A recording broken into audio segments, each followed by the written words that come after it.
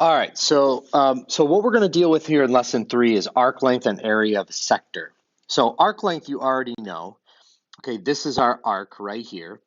And the difference between this lesson and previous lessons is that in this lesson, instead of referring to this arc length in degrees, we're going to refer to it in like inches or feet or whatever. And then sector is the area inside this sort of like piece of the pie here.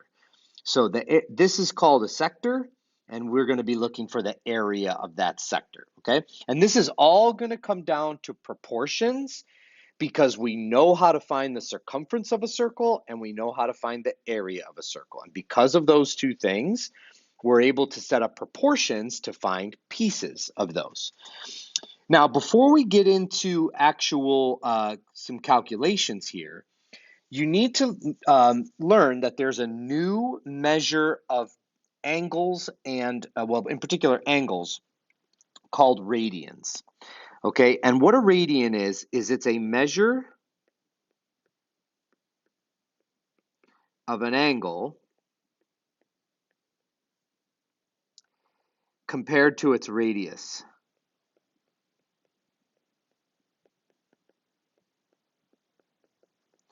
And we use the pi symbol when we do that. So you've probably learned about pi before, but in case you haven't learned what pi actually is, imagine that I took a piece of string and I cut that string the length of the radius, okay? If you were to take that string and you were to lay it down around the circle, starting right here, it would go 1, 2, 3.14159 blah, blah, blah times around the circle until it got 180 degrees. That's what pi actually is. That's where pi actually comes from. If you were to take the radius of any circle and you were to take the radius of any circle and lay it down in 180 degrees, you would be able to fit 3.14159 blah, blah, blah radiuses. Okay, so what does that mean? That means that if we took 90 degrees, that would be pi over 2 radians, and that's how we write it. 180 degrees, as I just said, is pi radians. 270 degrees would be 1.5 pi, which we write as 3 pi over 2 radians. And then 360 degrees would be 2 pi. Now, we need to use this as we're working on through our arc length and area because you need to be able to do this skill in both degrees and in radians. Okay, so watch what we're going to do here. So first, let's start with the concept, and then we'll get into this whole idea of radians. Okay, so first of all, to find an arc length, we need 3 pieces of information, and you're going to be given 2 out of the 3. We need the radius, we need the central angle that intercepts the arc, and we need the arc length. Those are the 3 things that we're dealing with here. And basically what it comes down to is it says this central angle, whatever portion it is out of 360, my arc length is the same portion out of the total circumference of the circle. So what does that look like? My central angle out of 360 degrees, whatever portion that is my arc length over my total circumference. And what's circumference? 2 pi r. That's my total circumference. Now, it's the exact same thing for radians, except it's not 360 degrees. It's radians. So it would be my central angle out of 2 pi, which is a total circle, 360 degrees, is my arc length out of 2 pi r. Okay, so what does this look like in action? Let's look at a couple of example problems. So here I have a circle and I want to solve for x. So I want to solve for my arc length.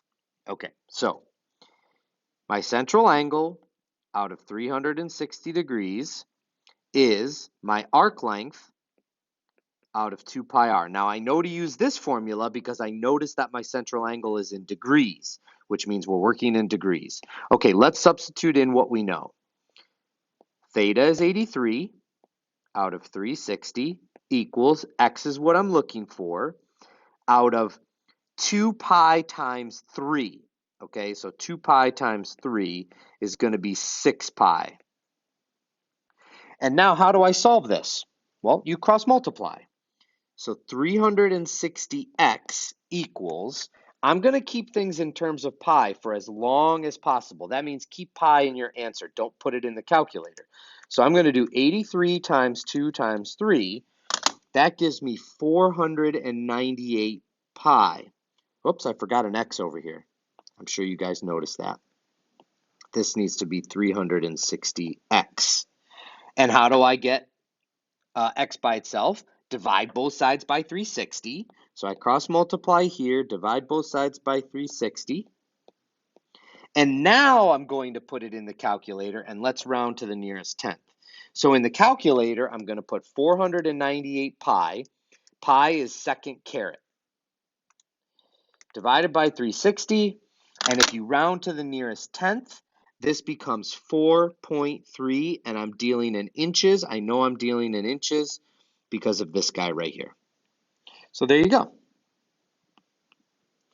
Now, because this is just a formula where you're plugging stuff in, that means I don't just have to solve for the arc length.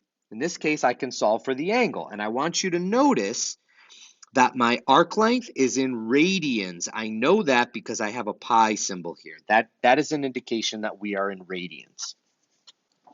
Okay, so watch what's going to happen here. Since I know we're in radians, this is going to be theta over 2 pi instead of radians equals arc length over 2 pi r. Okay, my central angle is what we're looking for. All right, wrong color. Let me get in the right color here. X is what I'm looking for, my central angle, over 2 pi equals 5 pi is my arc length out of 2 times pi times 9 is going to be 18 pi. Okay, so 2 pi r. All right, let's cross multiply. This is going to give me 18 pi x equals 10 pi squared. Okay, and that's because pi times pi is pi squared. How do I get x by itself? Divide both sides by 18 pi. That leaves me with x equals, the pi squared over pi reduces to just pi. Imagine if you had x squared over x. That would reduce to just x. And 10 over 18, we could actually reduce to 5/9. So I'm actually going to clean this up a little bit. And so there is the measure of my central angle in radians. 5 pi over 9. All right, let's keep going here. Let's talk about, oh, this is supposed to say arc length. I'll fix that on the, that's supposed to say area, a sector area.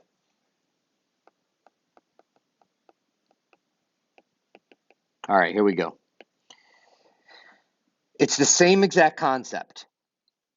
My central angle out of 360 degrees is my sector area out of the total area of the circle. Area of a circle is pi r squared. In radians, it's the exact same thing, except instead of 360, we're going to use 2 pi because we're in radians. Okay, so let's look at a couple of examples, and then we'll be finally done. Find the area of the sector to the nearest tenth of an inch. Okay, so we're looking for this.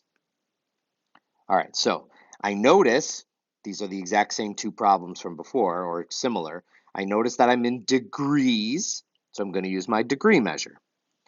So my central angle out of 360 degrees is the area of my sector out of total area pi r squared.